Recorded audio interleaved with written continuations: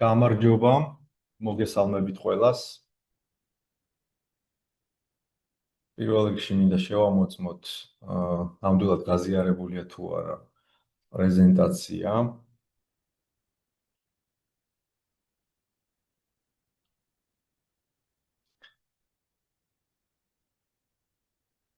გაზიარებულია, მადლობა.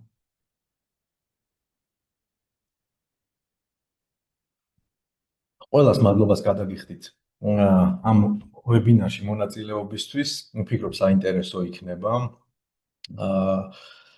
პირველ რიგში მინდა მოგაწოდოთ ინფორმაცია, რომ Intelcom ჯგუფმა აქტიურად დაიწყო ვებინარების ჩატარება სამიზნე აუდიტორიისთვის, ვინც დაინტერესებულია გაიღოს კვალიფიკაცია სხვადასხვა საკითხებთან მიმართულებით. ძირითადად ეს არის სამმართველობა, ეს არის IT ინფრასტრუქტურა, ენერგოუზრუნველყოფა და უსაფრთხოების სისტემები. პერიოდულად შეგიძლიათ თვალყურიადევნოთ ჩვენს ვებსაიტს, სოციალურ მედიას და იმისაც რომ არ გამოგრჩეთ აღნიშნული ვებინარები. ერთი კიდე რომ დამიდასტუროთ, ხმა რამდენად კარგად ისმის, ხო არ არის ეკო ან რამე, ვინმე რომ დაწეროს კომენტარებში. კეთილი, მშვენიერი. კეთილი, მადლობა ყველას. ესე იგი, მეც გაგეცნობით, მე ვარ ექვთიმე ხერედინაშვილი, კომპანია Intelcom ჯგუფის პროდუქტების მართვის განყოფილების ხელმძღვანელი. უკვე 8 წელია ვმუშაობ ამ კომპანიაში და ამჟამად, ესე იგი, ჩემი ამოცანა არის მომხმარებლამდე მივიტანოთ მაქსიმალურად ის ტექნოლოგიები, ფუნქციონალური შესაძლებლობები და სარგებელი, რაც შეიძლება ჩვენი პროდუქტებისგან მიიღოს მომხმარებელმა. მე მაქვს გამოცდილება გაყიდვებში მუშაობის და მომხმარებელთან აქტიური კომუნიკაციის და სხვადასხვა დროს აქტიურად ვაწყდებოდი პრობლემებს, რომელიც პოესთან იყო დაკავშირებული, ხშირად იყო ამასთან დაკავშირებით გამოწვევები და ჩვენ ამ ყველაფერს შევეხებით. მოდი დავიწყოთ. პირველი საკითხი ჩვენ გავივით ზოგადად სტანდარტებს და პრეზენტაცია მას შეეხება. ამის გარდა ჩვენ მიმოვიხილავთ თქვათ როგორ გამოიყენება ქსელურ მოწყობილობებში ეს ჩვენი ტექნოლოგია POE. მოწყობილობების სწორად შერჩევასაც შევეხებით და გავრცელებული შეცდომები და ზოგადად პრაქტიკული რეკომენდაციები რა გვაქვს ამასთან მიმართებაში, ამასაც გავივლით. ასევე მინდა გითხრათ მკაფიოდ რა იქნება ჩვენი გათამაშების ფორმატი, როგორც კი დასრულდება ჩვენი ვებინარი, დაახლოებით 9 საათში 40 წუთში. ესე იგი, ჩვენ გვექნება კითხვა-პასუხი და კითხვა-პასუხის შემდგომ მე დავსვამ ერთ კონკრეტულ შეკითხვას, რაც მასალიდან გამომდინარე იქნება და თქვენ გექნებათ საშუალება, რომ კომენტარებში დაწეროთ პასუხი, ვინც ყველაზე სწრაფად დაწერს პასუხს, ის მიიღებს მოწყობილობას, ეს არის POE ტესტერი, რომელსაც სხვა ფუნქციონალიც გააჩნია და მოგზანდებით ჩვენ ოფისში და გადმოგცემთ პირადად მე. პირველ რიგში ახლა როცა ჩვენ ხსნით POE ტექნოლოგიას, ხო, მინდოდა როცა ამ მასალას ვამზადებდი, ვფიქრობდი, რომ საინტერესო იქნებოდა ძალიან მოკლედ მიმოვიხილოთ ამ თემაზე უფრო ცლადად შეიძლება და სხვა სემინარის მასალაც არის, რა თქმა უნდა, ეს რადგან ელექტრობას უკავშირდება, მაგრამ ერთი მნიშვნელოვანი ფაქტორი ის არის, რომ ვიცოდეთ აი სულ 3 ცვლადი, შეიძლება ბევრ თქვენთაგან შეხება ქონია ქსელებთან ძირითადად და ასე შემდგომ, მაგრამ მაინც კარგი იქნება, რომ კიდე ერთხელ გავიაროთ ეს საკითხი, ვინაიდან მომავალში დაგვჭირდება სხვადასხვა გამოთვლებისთვის. ზოგადად დენი, ხო, დენი რას წარმოადგენს, ეს არის კონკრეტული მუხტი, უარყოფითი ელექტრონები გადაადგილდებიან დატებითისკენ და ზოგადად ამას ეწოდება დენი, ხო? აი მაგალითიც მაქვს მოყოლილი, დენი ამპერებში იზომება და ამპერი ზოგადად გულისხმობთ, რომ რამდენი დენი, ხო, ეს არის ატომების მოძრაობა არის უარყოფითად დამუხტული ნაწილაკების ატომბირთვის და ესე იგი თქვენს რო ჩაეძიოთ ინფორმაცია, საკმაოდ საინტერესოა, რომ ზოგადად ერთ წამში კულონებში იზომება დაახლოებით 6 კვინტილიონი, ანუ 10 ხარისხად 18, 6 ჯერ აი ამდენი ელექტრონი გადაადგილდება ერთ წამში. როცა 1 ამპერზეა საუბარი. და მარტივად რო ვთქვათ, ესე იგი, ვატი, რომელიც W-ით აღინიშნება, ეს უდრის ვოლტი გამრავლებული ამპერს. ანუ ჩვენი სიმძლავრე, რაც გაგვაჩნია თლიანი სიმძლავრებით, ითით ვზომავთ ჩვენ დენს რამდენი გვჭირდება, ეს არის ძაბვისა და დენის ძალის გამტარი. აა კი ბატონო, გავაგზავნოთ ერთი წუთით ეს ჩავკეცოთ. ხო და აი ამ თემებთან დაკავშირებით მოგვიანებით დაუბრუნდებით, რა თქმა უნდა. მანამდე გავიაროთ ზოგადად დაკაბელების სქემები როგორი არსებობს, ძირითადი სქემები როგორია, ეს არის T568A და T568B. უმრავლეს შემთხვევაში ჩვენ პრაქტიკაში ვიყენებთ T568B-ს. ამ დროს ინფორმაციის განსაცემად ზოგადად 100 მეგაბიტამდე სიჩქარის შემთხვევაში Ethernet კაბელი იყენებს პირველ და მეორე წვერებს გადასაცემად, ხოლო მესამე და მეექვსე წვერებს მიღებისთვის, ხო? ანუ ტრანსივი არის პირველი და მეორე, ხოლო მესამე და მეექვსე ეს არის რისივი, ანუ მიღები. გიგაბიტის შემთხვევაში დამატებით იყენებს მეოთხე და მეხუთე წვერებს და გადაცემისთვის და მიღებისთვის მეშვიდე და მერვე წვერებს, ხო? აი ეს მეორე 568B სქემას რო შევეხოთ, ესეც რომ მიმოვიხილოთ. მნიშვნელოვანია რომ ვახსენოთ ეს საკითხი PCE, ანუ Power Sourcing Equipment-ი, ეს არის მოწყობილობა, რომელიც გადასცემს PoE სიგნალს. შეგვიძლია ხანდახან ეს PoE დაუძახოთ ან PoE გააჩნია, შეიძლება ორივენაირად მოვიხსენოთ. საქართველოში უფრო გავრცელებული მოხმარებლებიც PoE-ს ეძახიან, მაგრამ ინგლისური აბრევიატურა და PoE შეგვიძლია ვთქვათ ხოლმე, როგორც გვირჩევენ. და PD ეს არის power device, ხო? ანუ ვინც იღებს მოწყობილობა, რომელიც უშუალოდ იღებს ესე იგი electrical dance ქსელის კაბელის გამოყენებით.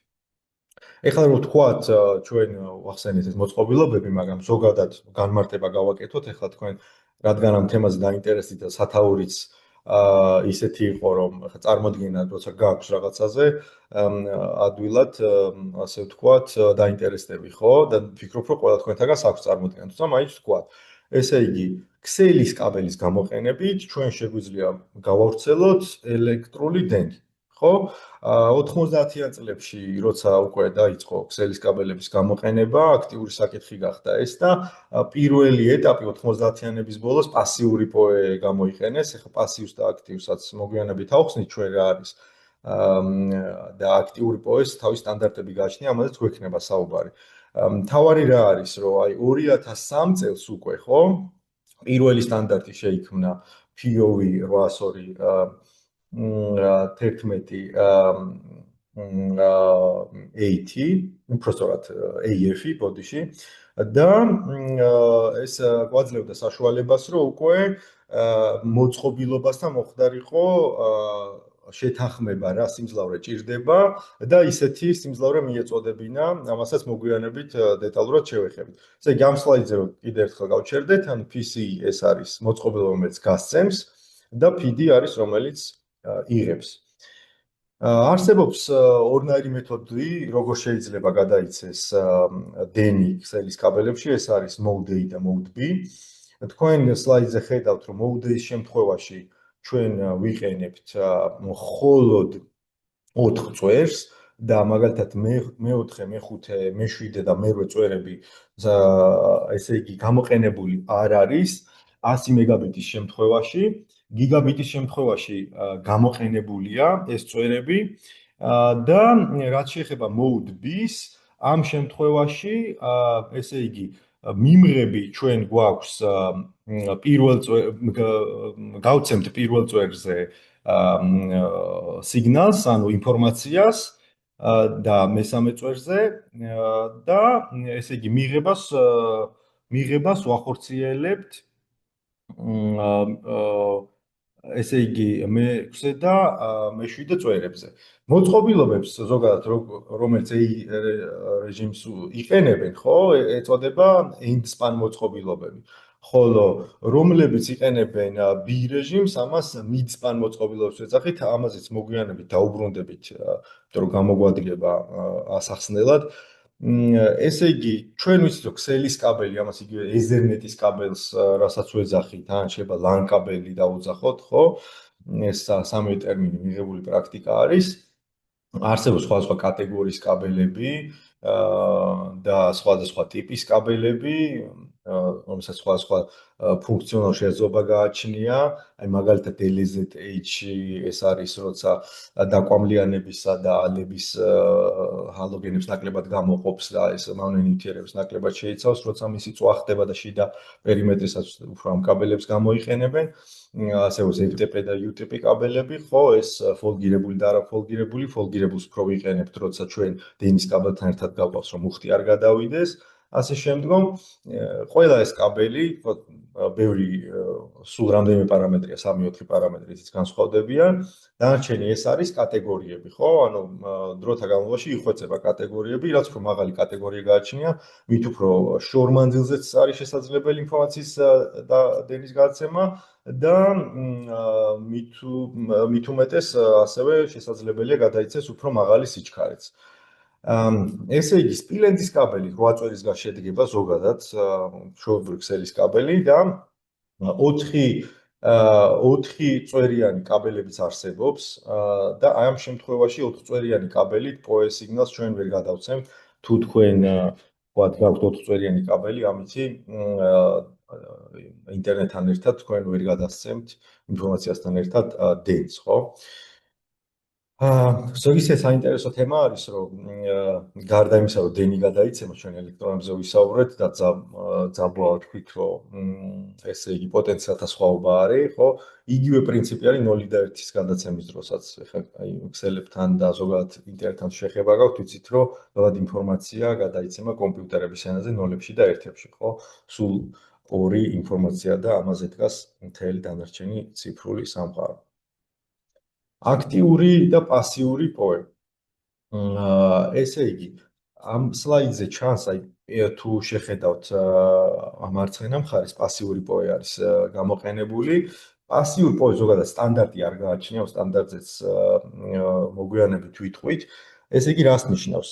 თუ გამცემ მოწყობილობას, PCI მოწყობილობას გააჩნია პასიური PoE პორტი და ჩვენ ამ პასიურ PoE პორტზე მივაერთებთ მოწყობილობას, თუ მას პასიური PoE-ს მიმღები არ გააჩნია, ანუ არ ჭირდები იმ პორტიდან არ იღებს ყვებას, შესაძლებელია ეს მოწყობილობა დაზიანდეს.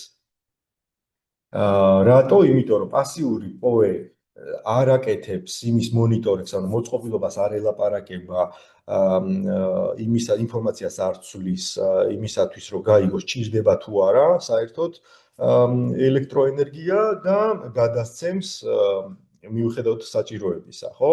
ამიტომ შეიძლება დაზიანდეს მოწყობილობა, თუ ჩვენ პასიურ PoE პორტზე დავაერთებთ არაპოე მოწყობილობას.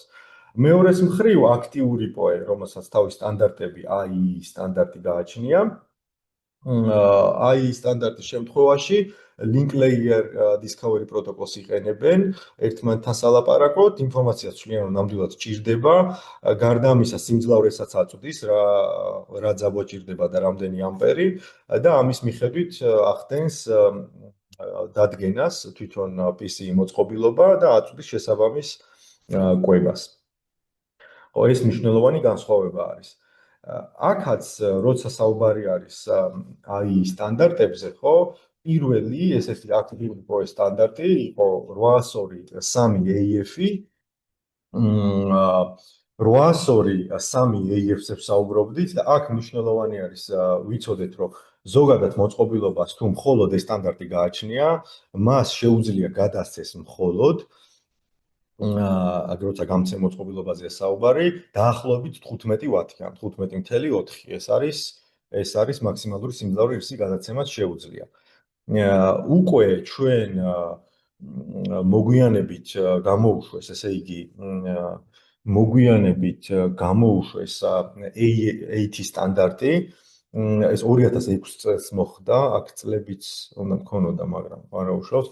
2006 წელს და 30 ვატი არის რისი გადაცემაც არის შესაძლებელი მაქსიმუმ ამ სტანდარტით. მოგვიანებით შეიქმნა კიდე BT სტანდარტი. BT სტანდარტში არსებობს ორი ტიპი, მესამე და მეოთხე. მესამე ტიპის BT სტანდარტში შესაძლებელი არის 60 ვატის გადაცემა, ხოლო მეოთხე ტიპში 90 ვატის გადაცემა.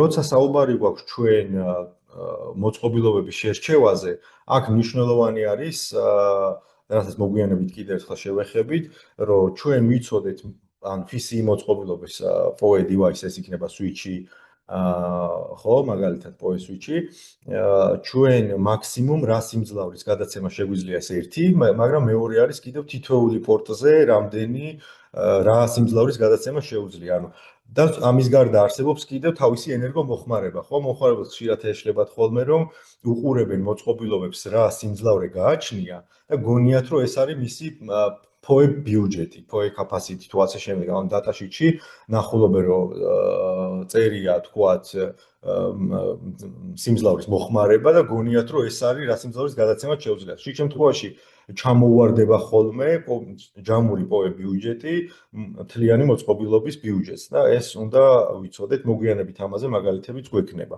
როცა Mode A და Mode B-ზე ვსაუბრობდით, აქ განსხვავება არა გვაქვს, ანუ ჩვენ ერთს გამოვიყენებთ თუ მეორეს, აქტიურ PoE-ს ორივეს მხარდაჭერა გააჩნია, როგორც AT-ს, ასე AF-ს, ასევე AT-ს. და რა თქმა უნდა BT სტანდარტსაც, ხო? BT-ის შემთხვევაში 8 წერის, ეს ვახსენეთ, 8 წერის გამოყენება ხდება როგორც ინფორმაციის, ასევე კვების გადასაცემად.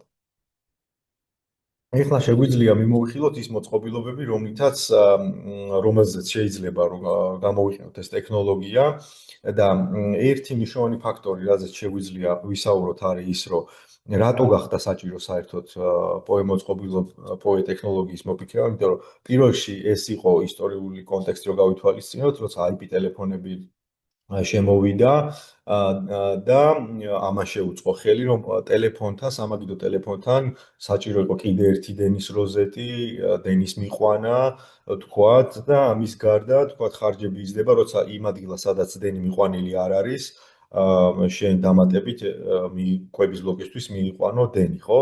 და გარდა ამისა მოქნილი ხარ, რომ მოწყობილობის გადაადგილება რო დაგჭირდეს, დენის როზეტზე არ ხარ დამოკიდებული და მოქნილი ხარ ამ ხრივაც, ხო? გარდა ამისა, ხარჯებს ზოგავ, მოქნილობასაც დის და ინსტალაციის ხარჯებსაც ზოგავს. ხო, ეს მნიშვნელოვანი ფაქტორი არის. მოგვიანებით ბევრ სხვადასხვა მოწყობილობაში გავრცელდა საკმაოდ პრაქტიკული დანიშნულება შეიძინა. პირველ რიგში ეს არის Wi-Fi დაშვების წერტილები, Wi-Fi როუტერებიც, რომელსაც შეიძლება მოყვებოდეს კვების ბლოკი, მაგრამ თუ შენ გაგაჩნია PoE-ს გამცემი მოწყობილობა, ამით შეგიძლია კვებაც მიაწოდო. შესაბამის სიმძლავრეს თუ შეარჩევ, LTE როუტერები, სააბონეტო Wi-Fi მოწყობილობები, ხო? თქვათ იქ სადაც ოპტიკა არ არის და Wi-Fi-ით ხდება ინფორმაციის მიღება, ძირითადად აქ PoE-ით ხდება ხოლმე კვების მიწოდება ამ მოწყობილობებისაც. IP კამერები, ტელეფონები, დომოფონები, მართვადი სვიჩები, აქ მართვად სვიჩებში მე PoE სვიჩებს არ გულისხმობ, ანუ ისეთი მართვადი სვიჩები, თქვათ, რომელიც PoE-ს კი არ გასცემს, არამედ უბრალოდ ქსელს ანაწილებს, ხო? ანუ მართვადი სვიჩია, ასე ვთქვათ, კომუტატორია. ესეთი სვიჩებიც არსებობს, რომელსაც PoE იმპორტი გააჩნია და შეგიძლია მიაწოდო კვება. გახმოვანების სისტემები, ჭკვიანი გადაწყვეტები და სხვა. ეხლა სხვაში შეიძლება ჩვენ მოვიაზროთ, აი BT სტანდარტი რო ვახსენეთ წეღან, ხო, სიმძლავრე მისე მოიმატა, რომ გავიხსენოთ, ხო? ეს არის 90 ვატი, ხო, უკვე. 90 ვატი უკვე ცოტა ენერგია არ არის. ჩვენ შეგვიძლია მონიტორებით, პოსტერმინალები, სარეკლამო მონიტორები, არსებობს კიდე ეხლა საათებზე და IP საათები და უკვე ძალიან ბევრ რაღაცას აქვს IP პროტოკოლი, რითიც ხდება კომუნიკაცია, ხო? და ეს უბრალოდ Ethernet-ით 1G45 პორტით ამ მოწყობილობებზე შესაძლებელია კვების მიწოდება. ძირითადი გამცემი მოწყობილობები ესენი არიან PoE სვიჩები და PoE NVR-ები. NVR-ებზე როცა არის საუბარი, ეს ვიდეო ჩამწერებს გულისხმობ, რითიც IP კამერების ინფორმაციის ჩაწერა ხდება. არსებობს ისეთი NVR-ები, რომელსაც მხოლოდ ერთი პორტია აქვს, ან შეიძლება ორი პორტი ქონდეს, იმიტომ რომ რეზერვით მიაწოდო ინტერნეტი, სარეზერვო ინტერნეტი ქონდეს, მაგრამ აი PoE NVR-ებზე როცა არის საუბარი, მათ გააჩნიათ ხოლმე დამატებით პორტები და აქ უკვე შეიძლება ისე მოაწყო ქსელი, რომ საერთოდ არ გჭირდებოდეს შენ დამატებით PoE სვიჩი და პირდაპირ როუტერიდან ქსელი გაანაწილო NVR-ზე და NVR-მა მიაწოდოს როგორც ინფორმაცია, ასევე კვება. მოგვიანებით ამასაც შევეხებით დამატებით. უფრო თქვათ ისეთ გადაწყვეტებში, სადაც ჩვენ პოესიჩი არა გვაქვს, მაგრამ მოწყობილობაზე ან სხვა გზა არ გვაქვს და მხოლოდ პოეტი იღებს კვებას, ან ესე გვირჩევნია და ეგრე არის ტოპოლოგია მოწყობილი, შესაძლებელია გამოვიყენოთ გარდამქმნელები, ამას ეძახიან ასევე ინჟექტორებსაც, ხო, შეიძლება ადაპტერები, ესე ტერმინსაც აწყდეთ, ხო? სამივე მართებული ტერმინია და ადაპტირებული ტერმინია. უფრო ბიუჯეტური გადაწყვეტა, ჩავთვალოთ, რომ ამ გარდაქმნილებს ცოტა მოგვიანებით კიდევ მიმოვიხილავთ, როგორ მუშაობს და რანაირად. ზავს კიდევ პოე პანელები, ხო? პოე პანელებს როგორც წესი არ მოყვება ხოლმე კვების ბლოკი, ანუ როგორ კვებასაც მივაწოდებთ, ისეთ მაგალითად თუ ჩვენ გვაქვს 48 ვოლტი 1 ამპერი კვების ბლოკი, ჩვენ შეგვეძლება გავავრცელოთ 48 ვატი ჯამური ბიუჯეტი და სპორტებზე გადანაწილდეს, ხო? პოე პანელებს თავიანთი პარამეტრები გააჩნია, თქვა რომელი პორტიდან რა სიმძლავრის გაცემა შეიძლება და ასე შემდგომ. თუმცა კიდევ ერთხელ რო თქვათ, ანუ რა კვების ბლოკსაც მივაერთებთ, იმ სიმძლავრის გადაცემა შეუძლია ჯამურად. აქ მაგალითი რომ მოვიყვანოთ, ხო, ანუ პირველ შემთხვევაში თქვენ ხედავთ switch-ს, რომელსაც გააჩნია POE out პორტები, მითითებული აქვს, რომ აქვს როგორც AF-ი, ასევე AT სტანდარტი და ყურადღება რომ მიაქციოთ, ნახეთ, ძირითადი გავრცელებული ვოლტაჟი, რაც გვაქვს ხოლმე AT და AF სტანდარტებზე, ეს არის 48 ვოლტი. თუმცა ხშირად ეშლებათ ხოლმე, შეიძლება ეს არ ნიშნავს, რომ აი კიდევ ერთხელ რომ დავბრუნდეთ, ხო? აი აქ ნახეთ. ესე იგი, ეს არ ნიშნავს, რომ თქვათ არ არის შესაძლებელი 24 ვოლტზე მუშაობა. ანუ 24 ვოლტზე შესაძლებელია, რომ მოწყობილობა მუშაობდეს რა, ანუ ორივე მხარდაჭერა ქონდეს, როგორც 48-ის, ასევე 24-ის. და ამ შემთხვევაში აქ მითითებული არის, რომ თქვათ რამდენი ამპერის გაცემა შეუძლია, ხო? 18-დან 30-მდე, ანუ ძირითადად 24 ვოლტზეა ხოლმე, თქვათ შეუძლია 1 ამპერის გადაცემა, ხოლო აი 30-დან 57-მდე, სადაც ძირითადად 48 ვოლტია ხოლმე, შეუძლია 9 ამპერი დაახლოებით, ეს არის 450 მილიამპერის გადაცემა, ხო? ესეც ახლა დატაშიტში ხშირად არის ხოლმე ჩაშლილი და ამ ინფორმაციის გაცნობაც მნიშვნელოვანია, როცა ვარჩევთ და ჩვენი გამოყენების მიხედვით რომ შევარჩევთ. აქ მეორე კიდე მნიშვნელოვანი ფაქტორი კიდე რა არის, ნახეთ, მეორე switch-ზე. აქ ჩვენ გვაქვს მაგალითად გიგაბიტიანი 24 პორტი, საიდანაც 16 არის POE პლუსი, ეს არის AT სტანდარტის, ხოლო BT სტანდარტის გვაქვს 8 POE პორტი.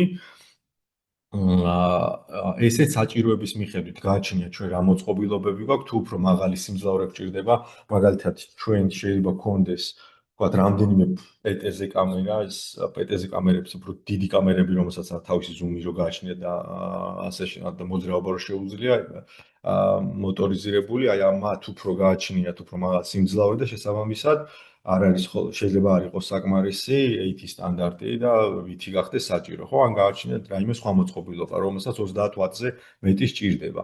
ამ დროს მოქნილები ვართ, რომ თქვა რაპორტი ამისთვის გამოვიყენოთ, ხო? ისევ და ისევ ჩვენ რა მოწყობილობებიც გაგვაჩნია, ამისი ჯამური ბიუჯეტიც დასათვლელია და სათითაოდ რომელს რა სიმძლავრე სჭირდება და მაგის მიხედვით არის შესარჩევი ზოგადად POE switch-ები. არსებობს როგორც მართვადი, ასევე არამართვადი POE switch-ები. მართვადსა და არამართვად switch-ებს შორის განსხვავებაზე ახლა არ ვისაუბრებ, ეს ცალკე ვებინარის საკითხი არის. ზოგადად, როცა ბიუჯეტი დაბალი არის ხოლმე, არის არამართვად switch-ებზეც მოთხოვნა, ხშირად იყენებენ ამ IP კამერების შემთხვევაში არამართვად switch-ებს, თუმცა რა თქმა უნდა, მართვადი switch-ები ბევრად უფრო მაღალი საიმედოობის და ფართო ფუნქციონალის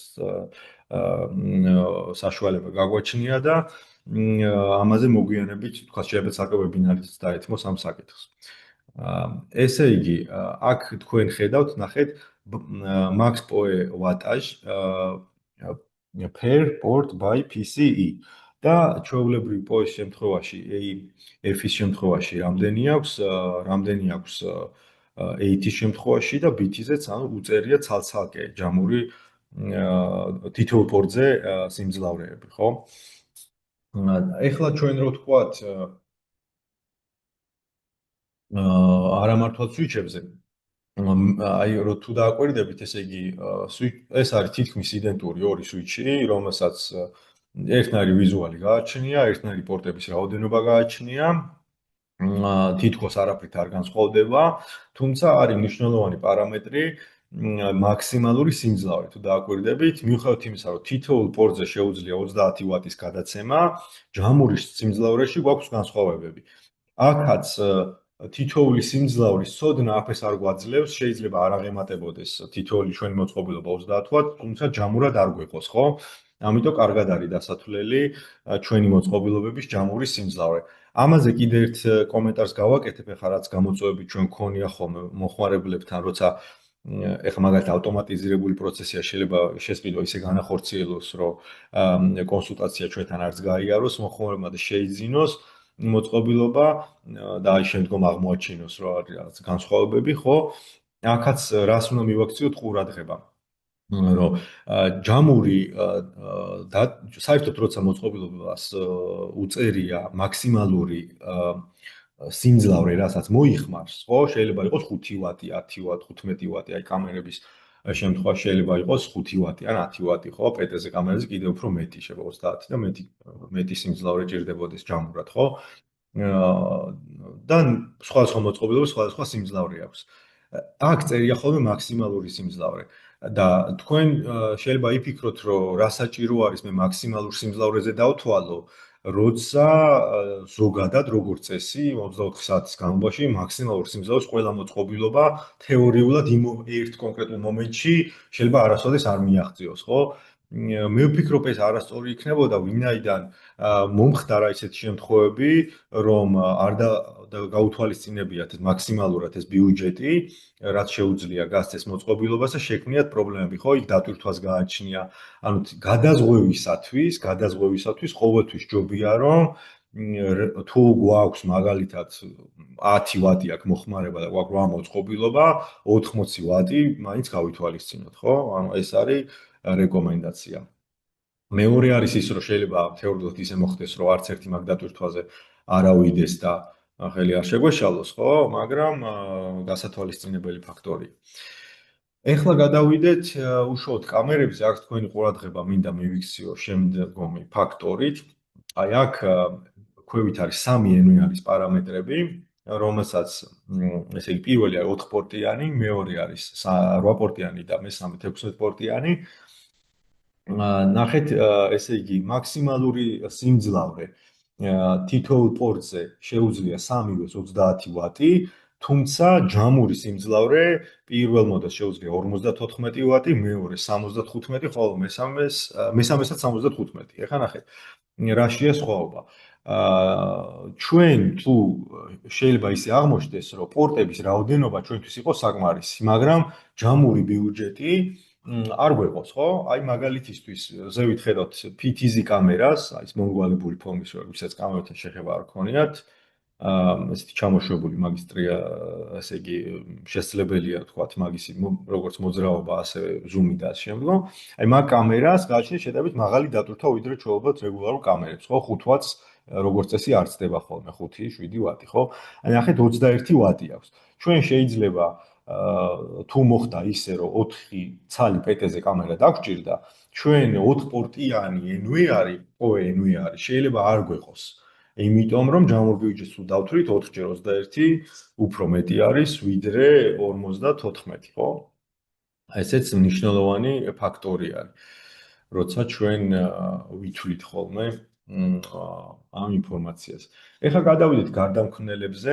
იგივე ინჟექტორები ვახსენე და ადაპტერები, ყველა ტერმინს იყენებენ ხოლმე ჩვენ გარდამქმნელებს ვეძახით. ესე იგი, გარდამქმნელი როგორ მუშაობს? ჩვენ თუ გვჭირდება, ჩვენ გვაქვს შეიძლება სვიჩი, რომელსაც პოე გამომავალი პორტები არ გააჩნია და მოწყობილობისთვის გვჭირდება პოე, ჩვენ შევიზნოთ გარდამქმნელი და გარდამქმნელი როგორ მუშაობს? ანუ ერთ პორტზე ვაწვდით ინტერნეტს და მეორე პორტი, უკვე აი POE პორტი, რომელსაც აწერია, იმ პორტით მიყვავს მოწყობილობამდე როგორც ინტერნეტი, ანუ ინფორმაცია, ასევე კვება. და ეს გარდამქმნელი თავისთავად ჩართულია დენში, ხო? იმიტომ რომ დენი აიღოს ერთის მხრივ დენს იღებს, თქვათ, როზეტისგან, ხოლო მეორეს მხრივ ინტერნეტს იღებს სვიჩიდან ან რაუტერიდან, LAN პორტიდან, ხო? ამიტომ აქვს ორი პორტი. ძირითადად ახლა ტოპოლოგიაში ისე არის, რომ სადაც არის რაუტერი და სვიჩი, იქვე ახლოს პაჭკორდით არის დაერთებული გარდამქმნელი, ხოლო მოშორებით, თქვათ, რამდენიმე ათეული მეტრის დაშორებით შეიძლება იყოს განთავსებული მოწყობილობა, ხო? ესე იგი, ეს არის მისი შინაარსი. და ხშირ შემთხვევაში ძალიან პრაქტიკული გადაწყვეტაა ხოლმე, როცა არ გაგვაჩნია POE სვიჩი, POE გარდამქმნელების გამოყენება. რაც შეეხება კონვერტერს, ხო? ჩვენ შეიძლება ისე აღმოჩნდეს, რომ მაგალითად გვჭირდებოდეს 24 ვოლტი და გამომავალი POE პორტი გქონდეს მხოლოდ 48, ან მოწყობილობას გქონდეს 10 აი მხარდაჭერა და ზოგადად მუშაობს 48 ვოლტზე, 48 ვოლტს იძლეოდეს, ხო? და ჩვენ გვჭირდებოდეს 24 ვოლტზე მუშაობა. ამ შემთხვევაში გარდამქმნელით, აი ამ გარდამქმნელით, რომელიც მოცემული არის სურათზე, შესაძლებელია POE კონვერტერით უფრო სწორად რომ გამოვიყენოთ ტერმინი, შესაძლებელი არის 48 ვოლტის 54 ვოლტად გარდაქმნა და მოწყობილობისთვის სიმძლავრის მიწოდება. ბოლო მოწყობილობა, რასაც თქვენ ხედავთ, ეს არის გარდამქმნელი, რომელსაც არ მოყვება ესეთ როგორც ხედავთ, ცალკე ესე დენის წყაროსთან მისაერთებელი არ გააჩნია, როგორც ხედავთ. და ეხლა ეს როგორ მუშაობს, ხო? აი თუ ხედავთ მეორე პორტი Ethernet-ის გარდა გააჩნია შემომავალი ამ მრგვალი ფორმის, აი ჩვეულებრივი კვების ბლოკების მრგვალი პორტი რაც არის, მასეთი პორტი, ხო? ეხლა როგორ ხდება? ჩვენ შესაძლებელია ისე მოხდეს, რომ მაგალითად 24 ვოლტიანი გვჭირდებოდეს ან 50 ვოლტიანი. როგორი, კიდე აი როგორც POE პანელებზე თქვით, ხო? რა ვოლტაჟის სიმძლავრეც მე მჭირდება, რომ მივიღო, რა ვოლტაჟის მჭირდება, ისეთ კვების ბლოკს ავარჩევ და მივაერთებ ამ მოწყობილობაზე და მას შეიძლება 24-იც გავრცელოს და 48-ს. ნუ 12-იც არის თუ 12 შეგვიძლია. ზე ვისაუბრეთ, ამ 9-დან 48 ვოლტამდე შეუძლია ამ დიაპაზონში მუშაობა, ხო? საკმაოდ პრაქტიკული მოწყობილობა ესეც. და პანელებზე რომ გადავიდეთ, ერთი წუთით დროში მომოწმოთ. პანელებზე რომ გადავიდეთ, ესე იგი, POE პანელებზეც როგორც აღნიშნეთ, არ მოყვება კვების ბლოკი, მაგრამ აი თქვენ სურათზე ხედავთ, რომ არსებობს, თქვათ, კვების ბლოკები, მაგალითად ჩვენც გაყიდვაში კვების ბლოკი 50 ვოლტიანი, ცალკე ახლა როგორც წესი, სხვაგანაც თუ დაგჭირდებათ მოიძიოთ, როგორც წესი ეგრე არის, რომ პანელი თავისთავად ცალკე მოწყობილობაა და როგორ კვების ბლოკსაც შეაერთებ, მაგ სიმძლავრესაც მოგადოს ჟამურად და ნუ მაგ ვოლტაჟზე იმუშავებს. იგივე POE გარდამქმნელია ჩათვალეთ, უბრალოდ ფორმა გააჩნია სხვანაირი და ბევრი პორტი აქვს, ეგ არის POE პანელის მთავარი დანიშნულება. როგორც მეგაბიტიანი, ასევე გიგაბიტიანი ვერსიებიც არსებობს ცხადია. ერთი კიდევ მნიშვნელოვანი ფაქტორი, რაც არის ხშირად ქსელის, აი მხოლოდ ქსელებში ჩახედულმა ინჟინერებმა შეიძლება გამორჩეთ ხოლმე ხედველობიდან, ეს არის ის, რომ მეტ პრაქტიკულობას გვაძლევს სხვადასხვა მოწყობილობები. აი მაგალითად არსებობს Wi-Fi რაუტერი, რომელსაც შემავალი DC კვების ვოლტაჟი აქვს 8-დან 30 ვოლტამდე და Ethernet 5-ზე გააჩნია გამომავალი passive POE. ზოგადად სურათშიც თუ დააკვირდებით ხოლმე POE out-ი შეიძლება ეწეროს ან POE in-ი ეწეროს Ethernet პორტს, ხო? და ამ შემთხვევაში მე დატაშიჩია სანახავი რა ძაბვის გავრცელება შეუძლია და ჯამში რა სიმძლავრეს, ხო?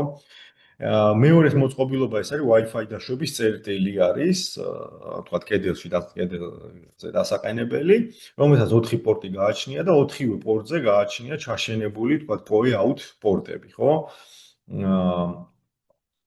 აი მესამე მოწყობილობა, რასაც თქვენ ხედავთ, Ethernet რაუტერია, Wi-Fi რაუტერი არ არის, ეს არის კლასიკური რაუტერი და ერთის მხრივ გააჩნია POE in-ი, პასიური ეს არ არის AI სტანდარტის 802.3 პასიური პოეა 12-დან 57 ვოლტამდე და გარდა იმისა, რომ მოქნილები ვართ, რომ ჩვენ პოეტი მივაწოდოთ კვება, მეორეს მხრივ თუ ისე არის, რომ ჩვენ ამ მოწყობილობიდან გვჭირდება, რომ გავცეთ პოე, მაგ შემთხვევაში შეგვიძლია დავაერთოთ 48 ვოლტიანი ადაპტერი და ჩვენ მივიღებთ დანარჩენ სხვა პორტებზე, power out პორტები აქვს და მეორედან მეხუთე პორტის ჩათვლით ჩვენ შეგვიძლია აქტიური power 802.3 AF სტანდარტის power გავავრცელოთ, ხო? ადაპტერის დაერთების შემთხვევაში.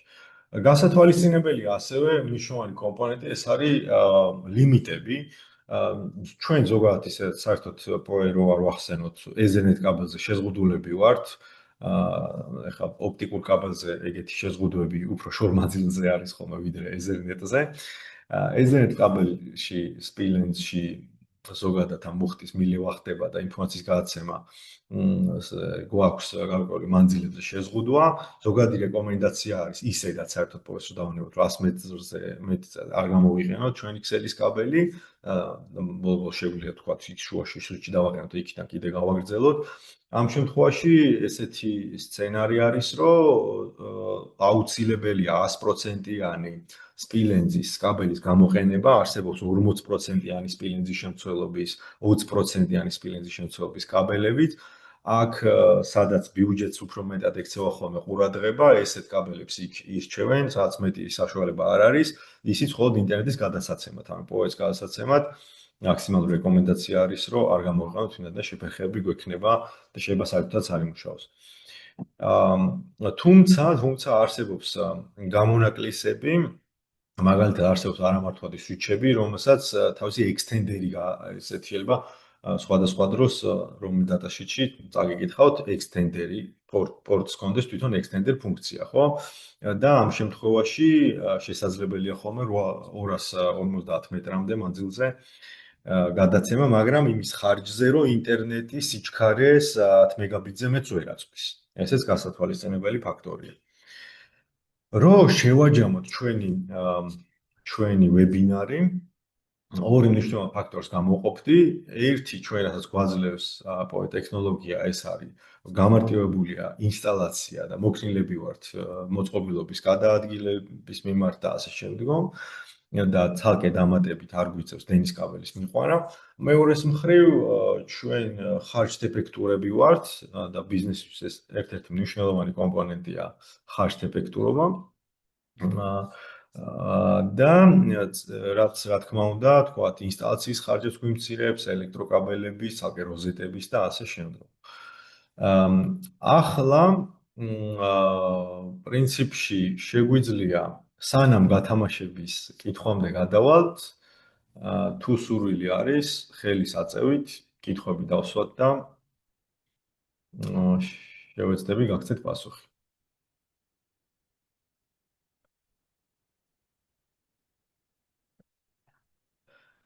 ნინო კაკაბაძე, მადლობაო, წერს. შეკითხვამს თუ არ შესაძლებელი რომ პრეზენტაცია მეილზე გაგვიზიაროთ. ამ ინფორმაციას დავაზუსტებ, წესით არანაირი პრობლემა არ უნდა იყოს პირიქით. ჩვენ ამიტომ ვატარებთ ჩვენს ვებინარებს, რომ გავაზიაროთ ეს ინფორმაცია. ქაბატონ ნინო, ერთს დავამატებ, რომ თქვენ შეგიძლიათ ზოგადად ჩანაწერები ნახოთ ხოლმე ჩანაწერები YouTube-ზე ჩვენი გვერდი გაგვაჩნია. ადვილად რომ მოძებნოთ Intelcom ჯგუფის ფუთერში, საიტის ფუთერში, რომ ჩამოხვალთ სულ ბოლოში და მარჯვნივ, იქ არის სოციალური გვერდები, როგორც LinkedIn, Facebook-ის, ასევე YouTube-ის გვერდი და YouTube-ზე რომ გადახვალთ, იქ ნახავთ სხვა ვებინარებსაც, რომელიც უკვე ჩატარდა და რაც მომავალში ჩატარდება თუ რომელიმე გამოგრჩათ, YouTube-ზე აუცილებლად ნახავთ ხოლმე რამდენიმე დღეში როგორც წესი იდება ხოლმე ჩვენი ადმინისტრაციის მხრიდან ეს ჩანაწერები. შეკითხვა, ერთპორტიანი PoE AUT მიკროტიკის როუტერზე PoE-ს გამოყენებისას კვების ბლოკის ერთი წუთით სკროლობთ კომენტარი არ გამოგრჩეს. PoE-ს გამოყენებისას კვების ბლოკის ვოლტას ამპერას აქვს თუ არა მნიშვნელობა. ერთპორტიანი PoE AUT პორტი აქვს. ნახეთ რა შეასაქმე კვების ბლოკის ვოლტაჟს, რა თქმა უნდა მნიშვნელობა აქვს, ამაზე რამდენჯერმე გავუსვით ხაზი. რა კვების ბლოკიც არის მიერთებული, თქვა თუ 48 ვოლტიანია მიერთებული, PoE out port-ზეც აუცილებლად გექნება 48 ვოლტი. აუცილებლად. თუ 24 ვოლტიანია მიერთებული, ან შეიძლება ისე იყოს, რომ ამ მოწყობილობას ორივეზე მუშაობდეს, როგორც 48-ზე, ასე 24-ზე, ეგეთი ხარდაჭერაც გქონდეს. მე ვგულისხმობ DC კვებაზე, ანუ მუდმივ კვებაზე.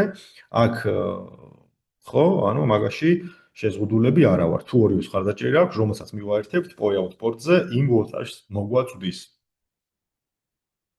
PoE გავრცელებაზე მაგ საკითხზე, რომ დაუბრუნდეთ, გამორჩა და ვერ მოვისმინე ბოლოს წინა სლაიდზე.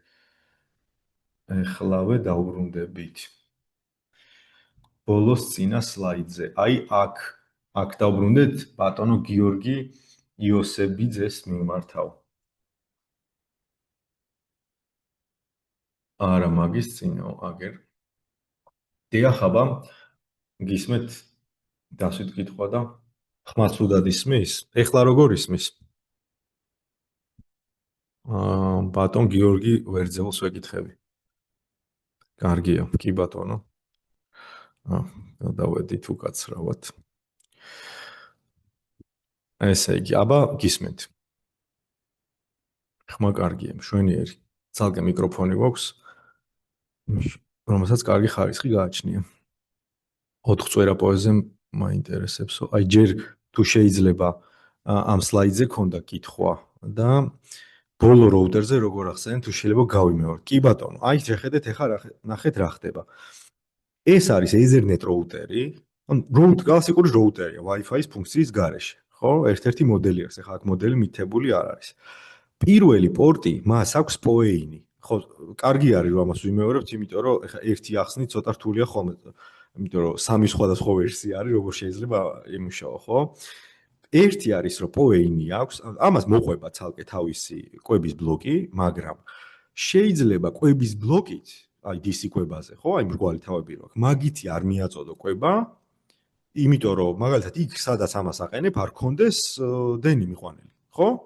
ამიტომ შენ შეგიძლია PoE-ინ პორტით ამას მიაწოდო, თვითონ ამ მოწყობილობას მიაწოდო. ანუ ეს რო ჩაირთოს და მას რო კონდეს კვება. მაგრამ ასევე მეორე მხარდაჭერა გააჩნია, რომ ჩვენ შეიძლება ამ სცენარს დავანებოთ თავი, მეორე სცენარი არის, რომ ჩვენ კვების ბლოკი გამოვიყენოთ, ანუ და ავდგეთ და ამ მოწყობილობიდან თუ გვინდა რომ სხვა მოწყობილობას მივაწოდოთ კვება, მაშინ გამოვიყენოთ PoE out პორტები. ორივეს ერთად ვერ შევძლებთ. თუ PoE-in პორტი თუ აწვდი კვებას, PoE out პორტებს ვერ გამოვიყენებ. ანუ თუ მე მინდა PoE out პორტები, კიდე რო ვთქვათ, მე უნდა გამოვიყენო DC კვების ბლოკი, ადაპტერი, ჩვეულებრივი, რომელსაც მივაერთებ და აი ამ შემთხვევაში 48 ვოლტი, ანი ადაპტერი იქნება მისაერთებელი და გაითვალისწინეთ ხოლმე რომ ხდება ისე რომ შეიძლება მოწყობილობას 24-იანი მოყვებოდეს. ეგეც საყურადღებო არის. თქვენ თუ გაქვთ access point-ი, რომელიც 48 ვოლტზე მუშაობს, მაგრამ შეიძინეთ ეს რაუტერი, რომელსაც მოყვება 24 ვოლტიანი ადაპტერი, თქვენ ვერ მიაწვდით PoE out პორტებით access points კვებას. საყიდელი გექნებათ ცალკე 48 ვოლტიანი კვების ბლოკი. მე მგონი გასაგებად, აგერ გასაგებიაო ბატონი გიორგი გწერს. ესე იგი, ბოლო რაუტერზე როგორ ახსენეთ? ხო, ეს ავიკითხეთ. 100 მეგაბიტი, ამ დროს 100 მეგაბიტი 100 მეგაბიტი 100 მეგაბიტის მიწოდება შეიძლება 1000-საც, რა თქმა უნდა, ანუ 1000-ც და 100-ც შეიძლება გავავრცელოთ. მე როცა ვახსენე, რომ extender-ი, აი მაგ შემთხვევაში extender-ის დროს 100 მეგაბიტის გატარება 250 მეტრზე, მაგ დროს არამართვადი სუჩით მაგას ვერ ვაკეთებთ. ანუ 10 მეგაბიტამდე ჩამოდის სიჩქარე, როცა extender-ს ვიყენებთ. PoE switch-თან ერთად შეიძლება ეს რაუტერი გამოიყენო, რომ თუნდაც ზედმეტი კვების ბლოკები, ხო. ხო, კი ბატონო, აი ნამდვილად სწორი შენიშვნა არის მათთვის, ვისაც ეს ინფორმაცია აინტერესებდა. მადლობა. აქვს თუ არა კამერის მოდელს მნიშვნელობა. ნახეთ, გივი, მე მგონი ვიცნობთ ერთმანეთს, გივი მოგესალმებით. შევხვედრივად ერთმანეთს და მიხარია რომ ესწრებით. ესე იგი, რაშია საქმე? კამერის მოდელებს, საერთოდ მოდელებს არაფერი მნიშვნელობა არ გააჩნია, თავარია დატაშიტები წავიკითხოთ რა. დატაშიტებში არის მოცემული ინფორმაცია, რა სიმძლავრე ჭირდება, რამდენ ვოლტზე მუშაობს და ასე შემდგომ. კამერებს, ჩვეულებრივ კამერებს თუ ძლიერ ან მძლავრ როგორც ვახსენე, აი ზუმი რო გააჩნია და თავისით რო ბრუნავს, ეს ფანთლითი რაც არის, ეგ თუ არ არის ეგეთი კამერა, ჩვეულებრივ კამერებს როგორც წესი 5-10 ვატის მეტი არ ჭირდება ხოლმე. ეს საკმაოდ პატარა სიმძლავრე არის. Half duplex mode 50 თუ არა კამერის მოდელს მნიშვნელობა თუ ყველა კამერას შეუძლია ამ მოდზე ავტომატურად გადაერთოს. გააჩნია როგორი არის თვითონ სვიჩის პარამეტრები. გააჩნია როგორია სვიჩის პარამეტრები. შეიძლება ყველა პორტი საერთოდ არ ქონდეს ექსტენდერი და მარტო ერთი პორტი ქონდეს. ეგეც ანახავია დატაშიტში, სვიჩის დატაშიტში.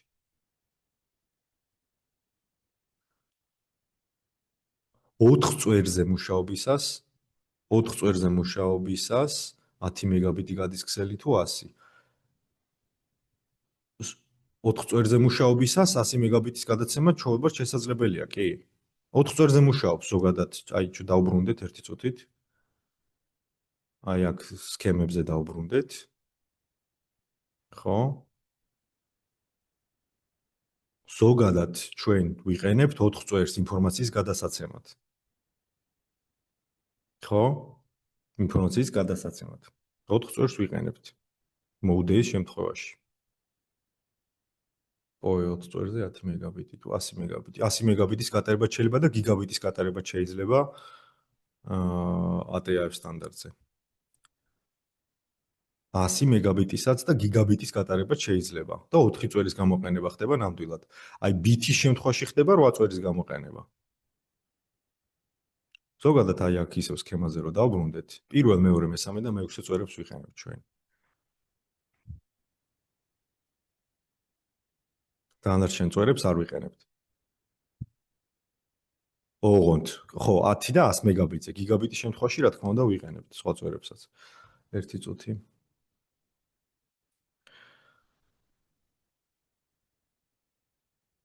ხო.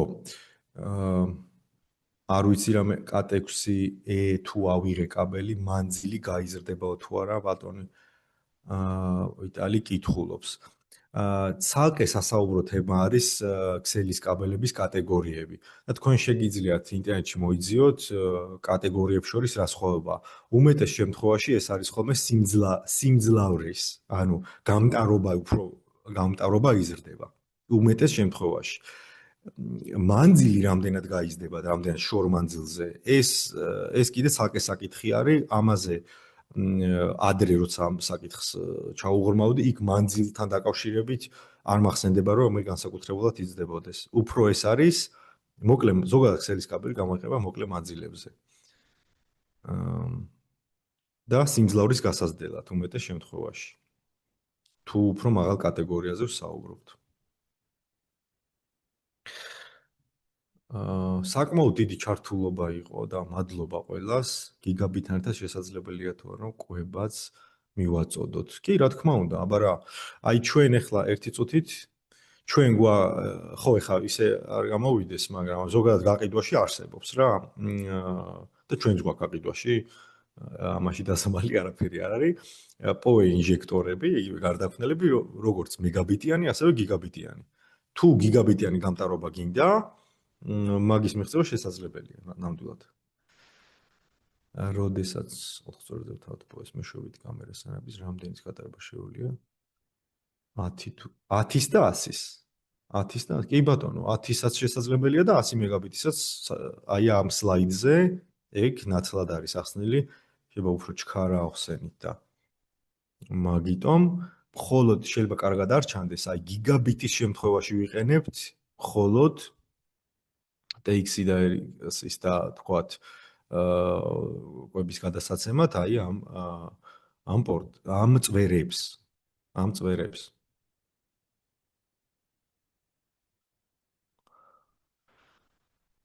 და 100 შემთხვევაში არ ვიყენებთ. ოპტიკით პოეს ვერ გადასცემთ, არა, რა თქმა უნდა, ოპტიკით პოეს ვერ გადასცემთ, მოკლედ რო ავხსნათ, თუ მაინც რადგან იყო ამაზე კითხვა, ოპტიკა არის განსხვავებული ტექნოლოგია. აქ თუ ჩვენ გვაქვს 8 წვერი და სპილენძის კაბელი, 8 წვერიანი სპილენძის კაბელი და სპილენძში ხდება, ვთქვათ, ეს უარყოფითად დამუხტული ელექტრონების ზოგადად ელექტროყოფითად დამუხტული ნაწილაკების გადაადგილება და პოტენციალთან სხვაობა არის ჩვენი ძაბვა, იქ აბსოლუტურად სხვა ტექნოლოგია არის. იქ გადის ზოგადად სინათლის ნაკადი და არის შუშა. ამაზეც ოპტიკაზე საკმაოდ საინტერესო ინფორმაციის მიღება შეგიძლიათ ჩვენ მომავალში წესით და რიგით გვექნება აუცილებლად ამაზე ზოგადად ტექნოლოგიას აუცილებლად ავხსნით როგორ მუშაობს და რანაირად პოეს ვერ გადასცემ ხო რა თქმა უნდა ოპტიკით მანძილს დის ზოგადად ოპტიკა უმეტეს შემთხვევაში და ისედაც რო თქვენ მოიძიოთ მაგალითად fiber optics under oceans ან under sea ნახავთ რომ მთელი დედამიწა ის ოკეანეში ოპტიკური კაბელები გადის და ოპტიკური კაბელით მაღალ სიჩქარე ინტერნეტის მიღება ნამდვილად შესაძლებელია შორ მანძილებზე და ძირითადად ეს ტექნოლოგია გავრცელებული საზოგადოდ თუ ჩვენ გვინდა სტაბილური ინტერნეტი მაგრამ როცა შიდა ქსელს ვიყენებთ ხო შიდა ქსელშიც ახლა სართულებს შორის შეიძლება თქვენ ოპტიკა გაიყვანოთ და სართულებს შორის გქონდეთ ოპტიკური შეერთებები მაგალითად გინდოდეთ 40 გიგაბიტიანი შეერთება ან თუნდაც 100 გიგაბიტიანი შეერთება სუიჩების სტეკინება ასე შემდგომ მაგრამ მოწყობილობებამდე ყველა ვარიანტში მიყვავს რა თქმა უნდა ქსელის კაბელი ეზერნეტ კაბელი გივი ბიბრიჩაძეს კიდე თუ აქვს კითხვა ერთი წუთით ხელი ქონდა აწეული აბა თუ გაქვს კიდევ კითხვა გივი აქ ისე არის რომ უფლება თუ არ არის განსაზღვრული საუბარი შეუძლებელია აი გივი გვიერთდება ახლა და გვეტყვის ორ სიტყვას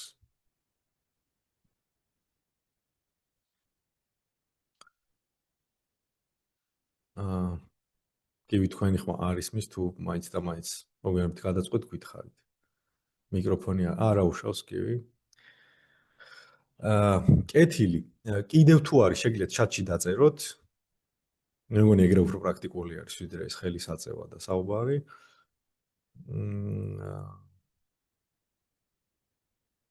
ი ბატონო მაშინ გადავიდეთ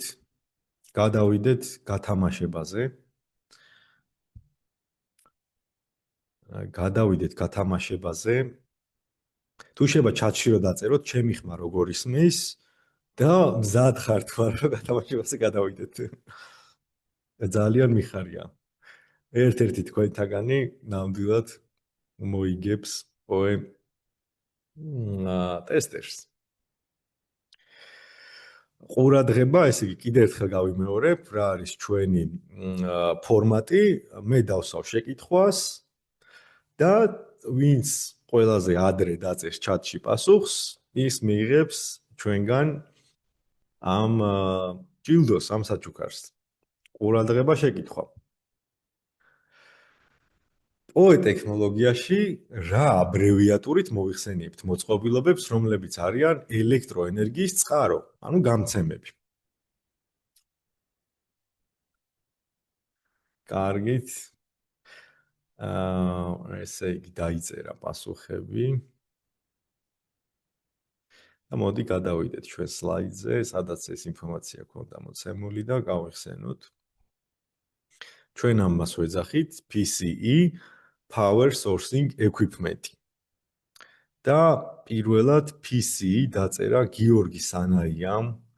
დანარჩენებს გთხოვთ გული არ დაგსწრეთ, ჩვენ მომავალში კიდევ გვექნება გათამაშებები წესიდარებით ყველა ვებინარზე და ამითაც არ შემოვიფარგლებით.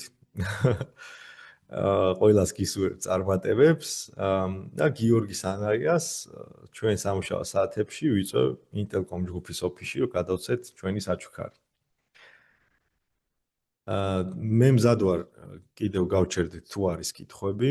ძალიან საინტერესო იყო და მადლობაო აგრეთვე. კი ბატონო, საინტერესო იყო. თუ აღარ ერთი კითხვა, კი ბატონო, გიორგი იოსებიძეს მზად ვართ არ დავასრულოთ ჯერჯერობით და გავაგრძელოთ ჩვენი ვებინარი. დავსვათ კითხვები, იმიტომ რომ პირველად როცა აქვს ამ ტექნოლოგიასთან შეხება, მაინც უფრო პრაქტიკული დანიშნულება აქვს ნამდვილად და ბევრი რაღაცა, ბევრი ნიუანსია მოკლედ ასე რომ ვთქვათ. ეხლა ჩვენ ბევრი ტერმინები ვახსენეთ, end-span-ი, mid-span-ი, ხო? და შეიძლება სადღაც შეგხვდეთ. ამ ყოველგვარი დამახსოვრება შეიძლება არ დაგჭირდეთ, მაგრამ არსებითი რაც თქვენ შეიძლება ამ ვებინარიდან წაიღოთ არის ის, რომ როდეს აი კიდე ერთხელ ესე რომ თქვათ, ხო, გავიმეოროთ. და ამას მივანიჭოთ მეტი მნიშვნელობა.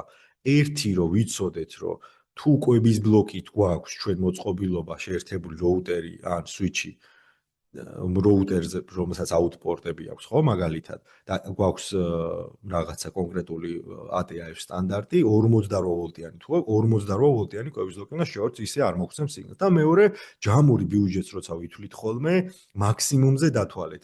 ნახეთ მოწყობილობა, ეხლა ყველა მოწყობილობას, როცა ჩვენთანაც არის ხოლმე, რომ ვთქვათ, უკითხავთ, რომ აი, ვთქვათ, უნდა შევაერთო SSSS ეს ამ თემას არ ეხება, მაგრამ აი მაგალითად სიმძლავრეა დასასვლელი UPS-ებზე, ხო? და არ იციან ხოლმე ადამიანებმა თავიანთ მოწყობილობას რა სიმძლავრე გააჩნია. ინტერნეტში მოიძიეთ, მარტივი არის, ნახეთ, ვთქვათ, რა მაქსიმალური სიმძლავრე აქვს თქვენ მოწყობილობას ვატებში.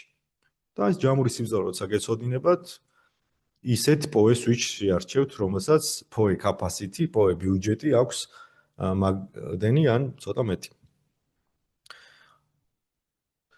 ისევ роуტერს დავუნდეთ, თქვენ რო თქვით, რამდენი ვოლტიც გჭირდება, იმდენიან კვების ბლოკს უერთებთ. ეგ ხო უნდა ეწეროს, კი უწერია. ნამდვილად, აი თქვენ რო ნახოთ მოწყობილობა, უწერია ხოლმე, მოდი შეგვიძლია ეგ მაგალითი ვნახოთ ერთი წუთით. ინტერნეტი რო გავაზიარო. ერთი წუთი. მეორე მონიტორზე არის.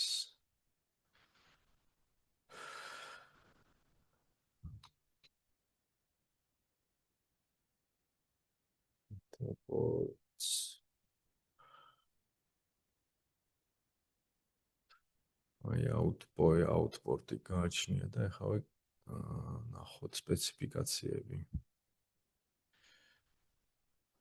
თქვენ ეხლა ეკრანზე ხედავთ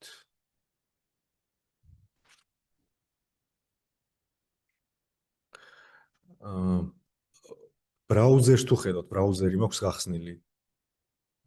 ერთი წუთი. ბრაუზერს ვერ ხედავთ. ერთი წუთი ეხლავე.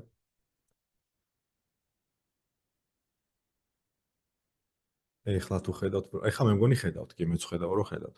ნახეთ powering. აი ამ მოწყობილობაზე რომ მაგალითი ავიღოთ, ხო? Powering. აი ეს არის რაც წერია ამ მოწყობილობის შესახებ, ხო? ყოველდღიურად მივაქციოთ. ნახეთ DC jack input voltage 12-დან 48 ვოლტამდე. რაც ნიშნავს, რომ თავისუფლები ხართ, შეიძლება მოყვებოდეს 24-იანი, მაგრამ შეგიძლიათ 48-იანი მიაერთოთ. და ეს არის თავისი დატვირთვები რამდენი აქვს, ხო? ეს ეხლა არ გვჭირდება. PoE-ინი აქვს 802.3 AF და AT და input voltage-იც აქვს 18-დან, ანუ დაახლოებით იგივეა, ხო? ის 12-დან იწყება, მაგრამ 18-დან, ანუ 24-იანი და 48-იანი PoE-ინი აქვს იმპორტზე, მაგრამ ჩვენ ხო თქვით, რომ DC jack input voltage არის 12-დან 57-მდე. PoE out პორტები, მაგალითად ამას აქვს მეხუთე პორტი, ხო? PoE out-ზე passive PoE up to 57 ვოლტი. up to 57, ანუ პასიური PoE აქვს ამ სიმძლავრემ, ამ ძაბვამდე. და ამპერიც უწერია რამდენი აქვს, ხო? ანუ ეს არის დასათვლელი. და იმ მოწყობილობას რაზეც აერთებთ. იმ მოწყობილობას სიმძლავრე უნდა ნახოთ და ჩვენ ფორმულას რო დაუბრუნდეთ, ბევრისთვის ცნობილია რა თქმა უნდა ეს ფორმულა, მაგრამ კიდევ ერთხელ რო თქვათ, ანუ თუ მე მაქვს ზოგადად ესე იგი 24 ვოლტი 1 ამპერი ეს იგივეა რაც 48 ვოლტი 0.5 ამპერი. ორივე არის 24 ვატი. ხო? ანუ ეგ არის პრინციპი. ეს გამოვთოთ.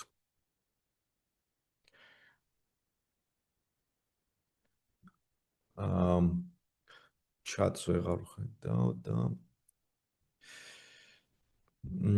თუ არის კიდევ კითხვები, გასაგები იყო, მადლობაო.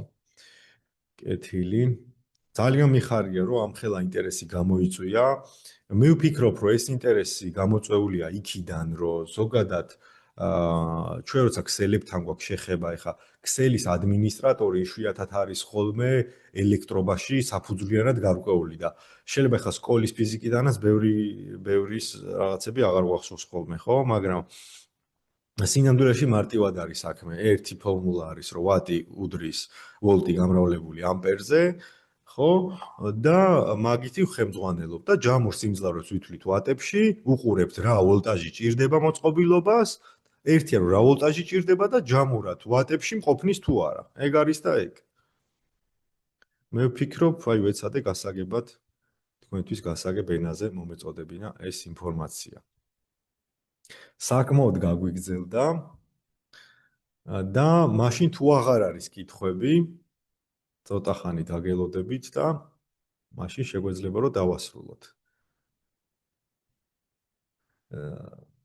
ცოტა უცნაური არის ხოლმე რომ აქ ვერც გხედავთ თქვენ და თითქოს ჩემთავს ველაპარაკები, მაგრამ უცნაური ფორმატის